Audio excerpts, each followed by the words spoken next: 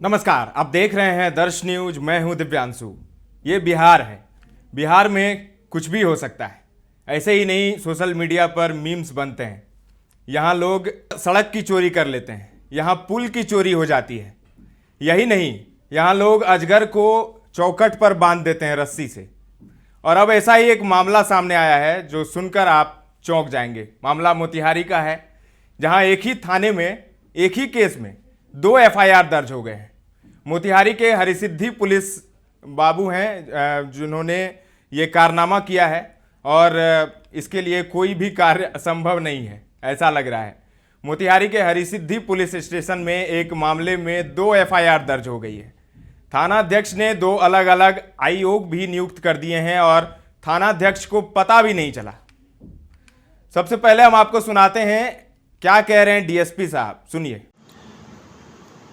हरसिद्धि थाना अंतर्गत एक ही कांड की 2 प्राथमिकी दर्ज करने के समय में शिकायत मिल रही है, जिसकी प्रथम दृष्टया जब जांच की गई तो इसमें 2 प्राथमिकी दर्ज हुई। एक 232/24 दिनांक 29/4/24 और एक 371/24 दिनांक 30/6/24। दोनों प्राथमिकी दर्ज करने समय 2 भिन्न थानाध्यक्ष हैं और दोनों का आवेदन भी भिन्न भिन्न है।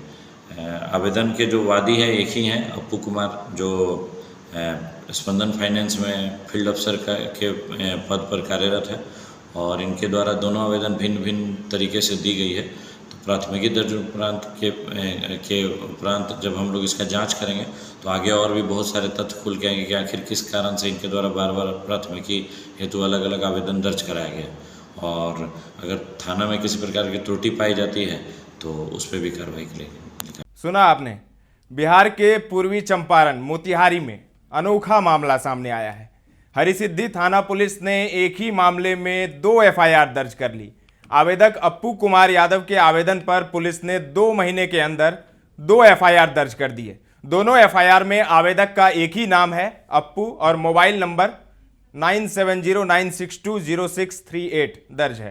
पहली एफआईआर संख्या 232/24 है, जो कि 29/4/2024 को दर्ज हुई थी, और दूसरी एफआईआर संख्या है 371/24, जो कि 30/6/2024 को, यानी कि 2 महीने के बाद हरिसिद्धि थाने में दर्ज हो गई है। थानाध्यक्ष ने पहली एफआईआर में सब इंस्पेक्टर विभा भारती को जांच अधिकारी बनाया, तो दूसरे एफआईआर के आईओ उगन पासवान को बना दिया।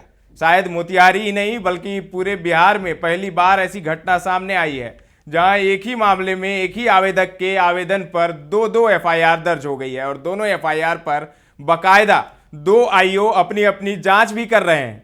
एक आईओ 4 महीने से तो दूसरा आईओ करीब 2 महीने से अपनी जांच कर रहा है। अब इसको आप इस तरह से समझिए कि जब कोई आवेदन थाना में जाता है तो थानाध्यक्ष एफआईआर दर्ज करते ही उस पर आईओ का नाम लिखते हैं, फिर आईओ उस मामले की जांच और अपराधियों की गिरफ्तारी में लग जाते हैं।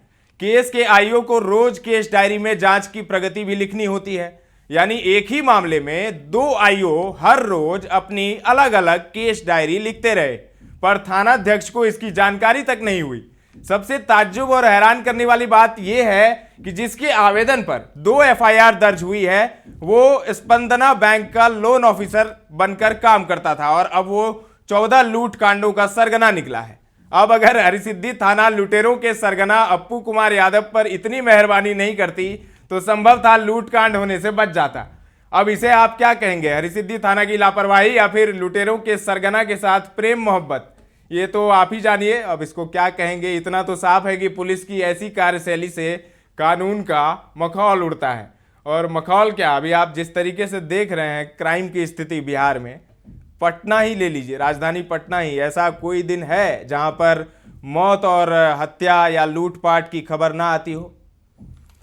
तो स्थिति बहुत ही खराब है। और जो डीजीपी साहब हैं हमारे आरएस भट्टी, जिनको कि कहा जाता था सुपर कॉप, लेकिन अब वो बिहार में नहीं रहना चाहते। वजह क्या है, क्यों वो बिहार में नहीं रहना चाहते? नीतीश के तो खासम खास वो हैं। नीतीश ने कई बार उनको, मतलब इस बार ही अगर कहिए तो वो केंद्रीय प्रतिनियुक्ति पर थे, लेकिन उन्हें बुलाया बिहार में और डीजीपी बनाया, ये उम्मीद से कि काम होगा, अपराधियों पर नकेल कसी जाएगी।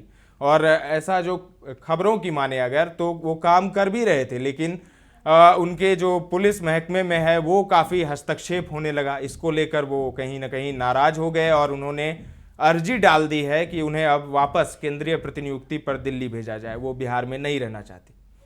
तो स्थिति बेहद ही गंभीर है। हालांकि अभी आधिकारिक तौर पर इसकी पुष्टि नहीं हुई है, इसकी भी पुष्टि नहीं हुई है कि उन्होंने अर्जी डाली है या नहीं, और इसकी भी पुष्टि नहीं हुई कि अर्जी अगर उन्होंने डाली है तो उसे हरी झंडी नीतीश ने दी है या नहीं।